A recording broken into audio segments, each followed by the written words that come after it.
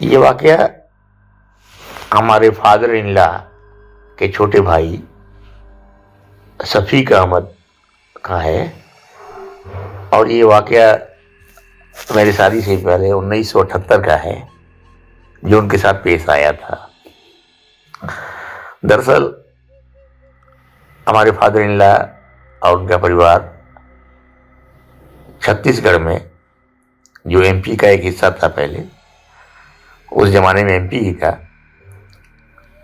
और उसमें एक कस्बा है गौरेला, वो जिला बिलासपुर में पड़ता है, वहीं के रहने वाले थे।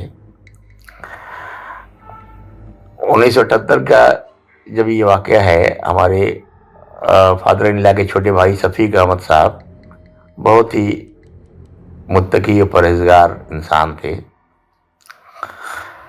5 वक्त नमाज पढ़ना, तहज्जुद गुजार, फजर के वक्त में मस्जिद में चले जाना, मस्जिद की साफ सफाई अपने हाथ से करना। तो अक्सर अजान से भी पहले, जो फजर की अजान होती थी, उसके भी पहले वो मस्जिद में चले जाते थे, अपने कस्बे की आबाई मस्जिद में। और मतलब काफ़ी हद तक उनकी एक पहचान एक सूफी इंसान के रूप में थी। उस वक़्त उनकी उम्र करीब 55 साल की रही होगी।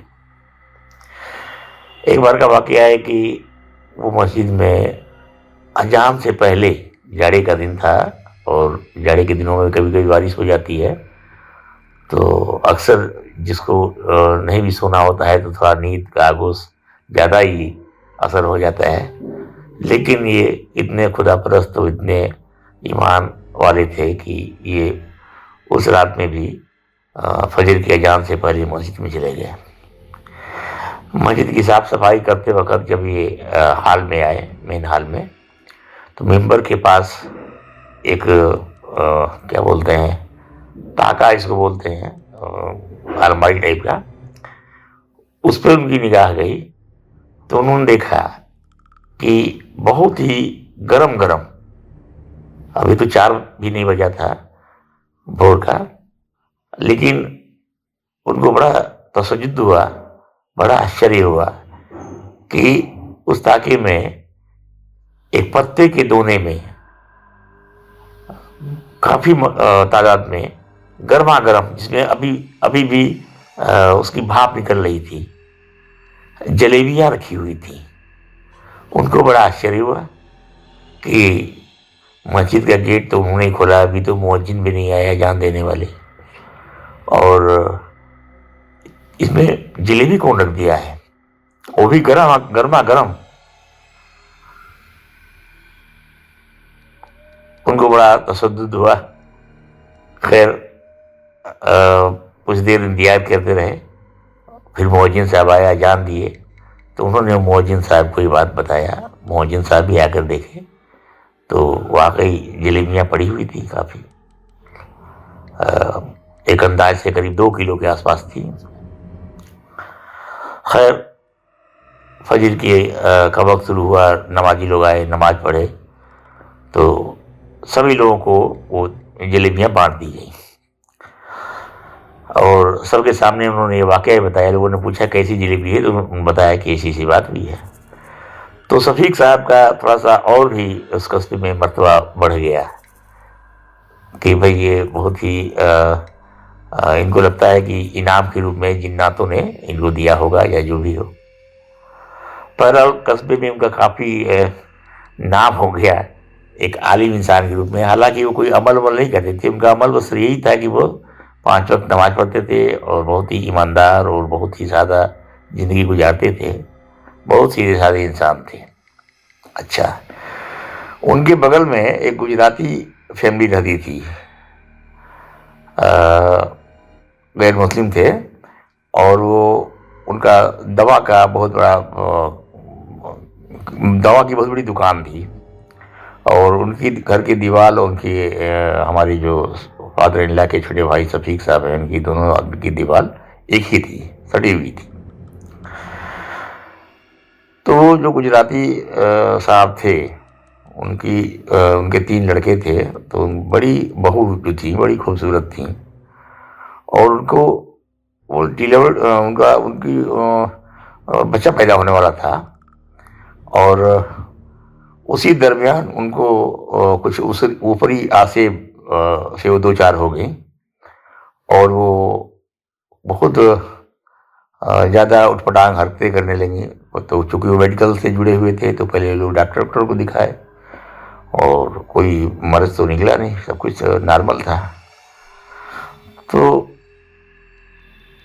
उन्होंने उनके घर वालों ने शफीक साहब को बुलाया कि भाई मेरी बहू के साथ ऐसा ऐसा हो गया है, और ये लगता है कुछ ऊपरी हवा के फेर में पड़ गई हैं, चक्कर में पड़ गई हैं, और आप एक अल्लाह वाले इंसान हैं, और गैर मुस्लिम होने के बाद भी उन लोगों को यकीन था कि नहीं, ये बहुत अच्छे इंसान हैं और बहुत ही तहज्जुद गुजार आदमी हैं और अल्लाह वाले हैं, तो इनकी दुआ की तासीर से शायद ऊपरी बला टल जाए। तो इन्होंने कहा कि भाई हम देखो कोई झाड़ फूक तो करने वाले आदमी नहीं है, और चलो हम आकर देख लेते हैं, अगर कुछ पढ़ना होगा तो पढ़ के फूक देंगे और देखेंगे। तो वो उनके घर में गए। उनके घर में जो सहन था, पहले दुकान थी, दुकान के बाद एक बहुत बड़ा सहन था, उसके बाद उनका रेजिडेंशियल रहने का घर था। तो बहुत बड़ा सहन था, वो जो गुजराती साहब थे उनके मकान में। और उस मकान में, सहन में, एक बहुत बड़ा पीपल का पेड़ भी था, जो बड़ा कदीम था, पुराना, उनके बाप दादाओं से ही पहले का था। तो वो गए, और जाने के बाद उन्होंने उस औरत को बुलवाया सबके सामने, बरामदे में वो औरत को ला करके लोग कुर्सी बैठाए। इन्होंने जो कुछ भी इनको आते थे, कलमा या कलाम पाक की आयतें उन्होंने पढ़ करके उनको फूका, और पानी पर दम करके उनको पीने के लिए दिया। मुमताज भाई, आमिर भाई, अजीब बात हुई कि औरत की आवाज़ बदल गई। वो बिल्कुल दूसरी औरत की ही आवाज़ थी, लेकिन दूसरी आवाज़ में, जैसे वो कोई आदिवासी औरतें होती हैं, वो चूँकि आदिवासी बेल्ट भी है, वो छत्तीसगढ़ का जो इलाका है, वो वहाँ ट्रिब्यूनल जातियाँ बहुत रहती हैं। तो वो उस एक आदिवासी औरत की आवाज़ में जो कुछ बोलने लगी। हालांकि ये बहुत पढ़ी लिखी थी, बहुत एजुकेटेड थी, लेकिन उसकी आवाज़ वो देहाती औरत की और आदिवासी औरत की आवाज़ में उसकी आवाज़ आ गई, और उसने शफीक साहब से कहा कि तू अइला हा, तुम्हारा बस का हम बानी, चल जा चल जा मियाऊ, नहीं तो बहुत बुरा हुई। तो शफीक साहब को लगा कि कुछ उसे ऊपरी आसिफ है। उन्होंने फिर उसको दम किया। अच्छा, फिर घर चले गए। अल्लाह ताला करना ऐसा हुआ कि उस औरत की तबीयत में काफ़ी सुधार देखने को मिला, और वो कुछ 50% तक नॉर्मल हो गई। जैसे वो गाली गलौज करना, या घर के सामान तोड़ना फोड़ना, या अपने ससुर के साथ सामने, या बड़े लोगों के सामने, घर के बड़े बुजुर्गों के सामने जो उठपटांग हरकतें करती थी, उसमें काफ़ी चेंजिंग आई, काफ़ी हद तक कम हो गया। अब इन लोगों को बड़ा यकीन हो गया शफीक साहब के ऊपर कि लगता है कि हमारी बहू कोई ठीक कर देंगे। हालांकि ये कोई आमिल नहीं थे, ये सिर्फ अल्लाह वाले थे। खैर 2-3 दिन गुजर गया। फिर एक दिन रात को करीब 10-11 बज रहा होगा, 11 साढ़े 11, ये नमाज ईशा की पढ़ करके खाना खा के सो रहे थे कि ये लोग, मैंने इससे पहले बताया कि घर के बगल में ही घर था, तो वो लोग आए और दरवाज़ा खुलवाया, इनकी आवाज़ दे करके इनको नीचे बुलाया, और बोले सर चलिए ना, फिर वो पहले जैसी हो गई है वो बहू हमारी, और आप चल करके उसको देखिए एक बार। खैर शफीक साहब फिर गए, वजू किया, वजू करने के बाद अपना फिर घर से निकले, और निकलने करके वो गए। जाने के बाद उस औरत ने इनको बड़े घूर कर देखा। उसकी आंखें लाल लाल हो रही थी, ये बहुत ही, हालांकि बड़ी सीधी सादी और बड़ी क्या बोलते हैं जेंटल बहू थी।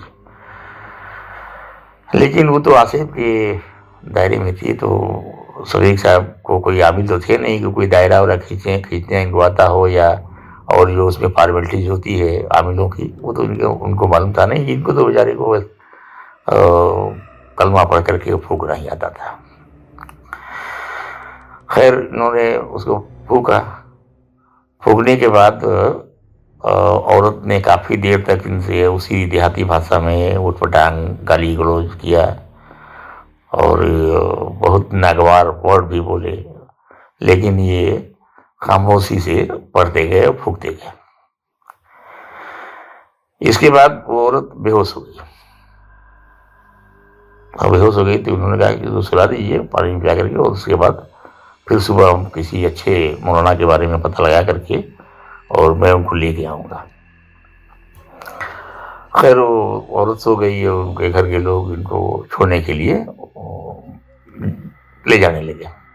तो जैसा कि मैंने पहले बताया ना कि उनके आंगन में एक बहुत बड़ा पीपल का पेड़ था जो बड़ा कदीम था, बड़ा पुराना था। शफीक साहब को जब वो पीपल के पेड़ के पास से गुजरे तो एकाएक वो पीपल के पेड़ की एक टहनी टूट करके इनके ऊपर गिरी, सीधे इनके सर पर आके गिरी, और ये उस टहनी के दबाव को सह न सके और वो आंगन में ही मसान में गिर गए। मैंने जैसे पहले बताया था कि 55-60 साल की इनकी उम्र भी थी। हालांकि हट्टे कट्टे थे, लेकिन फिर भी बुढ़ापा तो बुढ़ापा ही होता। गिर गए और गिरने के बाद समझ लीजिए कि लोग जो उनके साथ थे उनको उठाए और उसके बाद उनका पीपल का जो टहनी गिरी थी उसको हटाए। और टहनी बहुत मोटी तो नहीं थी, लेकिन फिर भी उनको काफ़ी चोट आई थी। उनके कान वान तो छिल गया था, सर में भी चोट आई थी, हल्का फुल्का कंधे में भी छिल गया था। खैर ये उठ के खड़े हो गए और उनको लगा कि कोई इनके शरीर का कुछ भारी हो रहा है, लेकिन उन्होंने फिर अपने ऊपर दम दरूद किया, फूका वूका और चले आए, घर आ गया। तीसरी रात को फिर ये उनका ऐसा ही हुआ वो हादसा। और उस औरत तो रात को 1 बजे लगभग सब घर के लोग सो चुके थे और पता नहीं कब वो दरवाज़ा खोली और दरवाज़ा खोल करके अपने घर से बाहर निकल गई। वही उसी औरत की बात कर रहा हूँ जिसके ऊपर आसिफ का असर था और जिनका घर बिल्कुल हमारे फादर इन लॉ शफीक साहब के घर से सटा हुआ था। और अपने घर के दरवाजे को खोली और किसी को पता नहीं चला। वो बाहर आ गई और बाहर आकर के इनकी जो घर की छोटी सी बाउंड्री थी उसको फांद करके और शफीक साहब के घर में घुस गई। शफीक साहब अपने घर के बरामदे में मच्छरदानी लगा करके सोए हुए थे। ऊपर पंखा चल रहा था, गर्मी बरसात का दिन था और गर्मी पड़ रही थी हल्का हल्का। शुरुआत बरसात रही होगी या बरसात बीत रहा था, उनको पूरा याद नहीं है। और ये मच्छरदानी उनको लगा, उनकी आँख खुली, उनको लगा कि कोई मच्छरदानी उनका हटा रहा है। आँख खुली तो देखा कि वही औरत जिसके ऊपर आसिफ का असर था, जो गुजराती घर की बहू थी, वो मच्छरदानी के पास, उनकी चारपाई के पास खड़ी। और ये जब तक कुछ पूछते उसने वो मच्छरदानी को खींच कर हटाई और इनके ऊपर चढ़ के बैठ गई और इनके दोनों हाथ से गला को दबाने लगी। शफीक साहब चिल्लाना चाहे, आवाज़ देना चाहे, लेकिन उतने जोर से उसने उनका गला दबा दिया था। और जवान बहू थी, हालांकि प्रेग्नेंट थी, लेकिन ताकत तो था ही उसके अंदर। शफीक साहब बेचारे बूढ़े आदमी, गला दबा दी, बहुत जोर से गला दबाई और शफीक साहब चीख भी नहीं पाए और बड़े मुश्किल से उन्होंने अपना गला छुड़ाया। और उसने शफीक साहब को जब जमीन पे गिर गए तो एक लात से मारा। उस औरत ने मार करके और पैर पटकते हुए फिर चली गई। और शफीक साहब जब सुबह उठे तो इनकी हालत दो चार हो गई थी। ये अपनी बीवी को भी नहीं पहचान पा रहे थे, अपने बच्चों को भी नहीं पहचान पा रहे थे, और ये अपने गिरेबान को जो कुर्ते का होता है ना निचला पोर्शन, वो अपने मुंह में डाल करके वो चबा रहे थे। तो उनकी बीवी जो आई उनके सामने, बोली क्या कर रहे हैं आप? तो जैसे वो पागल हो गए थे, उनको पागल ही कहा जा सकता था कि कुछ भी होश नहीं रहना, नमाज भी नहीं पढ़ना, जमीन पर लेट जाना, और बच्चों को हमारी वाइफ उस वक़्त जवान थी, शादी इनकी नहीं हुई थी। हमारी शादी 1980 में हुई है और ये 1978 का वाक़या है। हमारी वाइफ बताती हैं कि वो पूरे घर में बहुत उत्पात मचा देते थे। जॉइंट फैमिली थी, वो नौकरों को या कारिंदों को या घर की लड़कियों को, बच्चों को मारने लगते थे। वो डंडा उठा करके मार देते थे और अजीब अजीब हरकतें करते थे। वो खाना भी नहीं खाते थे।